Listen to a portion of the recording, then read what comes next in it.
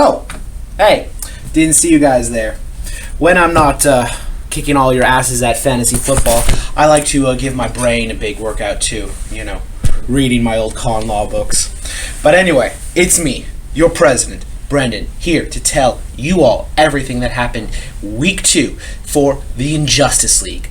Week 2 of the Fantasy Football League Injustice League 2023. So let's get to it. First up, you know it, you love it, your boy Brendan here. I decide that domination is more important than friends. I take on the beleaguered Christopher, whose team fights valiantly, including running a twin QB set. Unfortunately, the proud Baylor falls short, and I proceed to a 2-0 start. Next up, Derek comes up against an institution. The man, the myth, the legend, Irving. Despite having a wide receiver with 0 catches, he shows us why he won the entire thing one year, I think. Our records are pretty unclear at this point. Whatever the past is, the past, and Irving gets monster numbers from his defense, wideout, and running back, and takes the victory.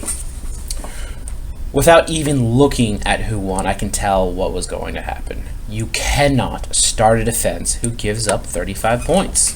Mateo shows us what a competent manager is supposed to do. Give the game entirely to a running back who can catch the ball.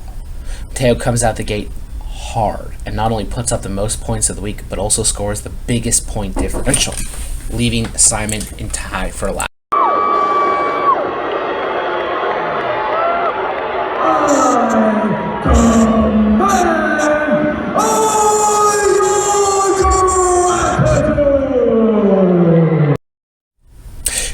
Is this show real, or is this just fantasy?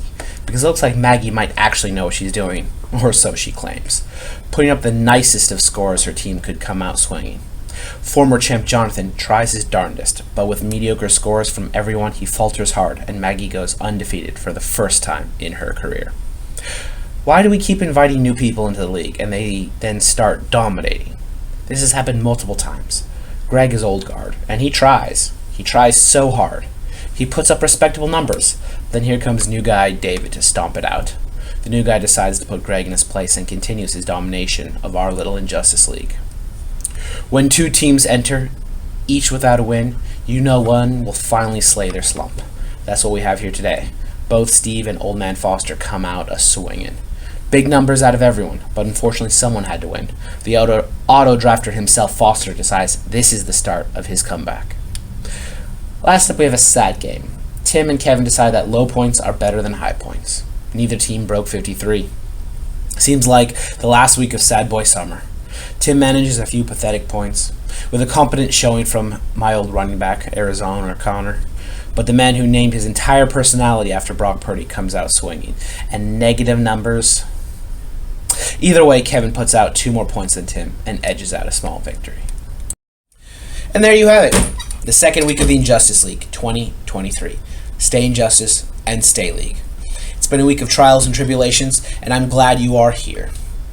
I'm glad you're all here. But remember, it takes a whole team here at the Injustice League to keep things going, so don't forget to send your bribes to